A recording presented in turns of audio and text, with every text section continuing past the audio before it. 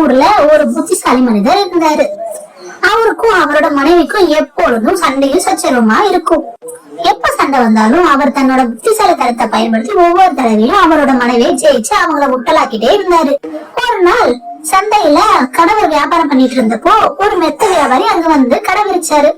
இத பார்த்த கணவருக்கு என்னோட வீடு குடிசை வீடா இருந்தாலும் ஒரு மெத்த வாங்கி தரலையாவது படுத்து நிம்மதியா தூங்கணும்னு நினைச்சாரு. உடனே அந்த கணவர் வியாபாரி கிட்ட போய் ஒரு மெத்த எவ்வளவுன்னு கேட்டாரு. அவர் சொன்னாரு, சின்ன மெத்த 200 ரூபாய்னு சொன்னாரு. அப்பதான் அங்க இருந்த கணவரோட நண்பர் சொன்னாரு, இந்த மெத்தைய நீ வாங்கிட்டு போயினா ஒண்ணு நீங்க படுப்பீங்க, இல்ல உங்க மனைவி மட்டும்தான் படுக்க முடியும். ஏன்னா உங்க மனைவி இந்த கிராமத்திலே பெரிய குண்டம்மான்னு சொல்லி சிரிச்சாரு. இதை கேட்ட அந்த கணவருக்கு அவர் சொல்றதும் சரிதானு புரிஞ்சாலும் அவர்கிட்ட 2 மெத்தை வாங்குற அளவுக்கு காசு இல்ல.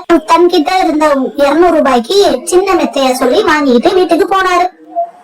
சாப்பிட்டுட்டு மெத்தைய விரிச்சு படுத்தாரு கணவர். உடனே அவரோட மனைவியும் அந்த மெத்தையில